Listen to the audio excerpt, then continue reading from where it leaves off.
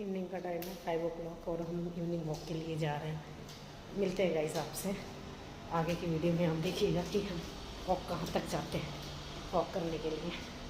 Walk करते हुए ये DIY है गाइस। थोड़ा सा और आगे चलेंगे तो ये क्रोमा है, बहुत बड़ा शोरूम है क्रोमा का। और उसके थोड़ा सा आगे एक शॉप छोड़ के KFC है, रिसेंटली ओपन हुआ है अभी KFC। गाइस ये रास्ते में वॉक करते टाइम ये जियो इंस्टीट्यूट आता है जो कि दोनों साइड है, रोड के इस साइड भी, और ये बहुत बड़ा इंस्टीट्यूट है जियो का। जैसे कि आप देख सकते हैं ये जियो का बहुत बड़ा इंस्टीट्यूट है दोनों साइड पे। तो गाइस मुझे वॉक करते हुए ऑलमोस्ट 1 hour हो चुका है।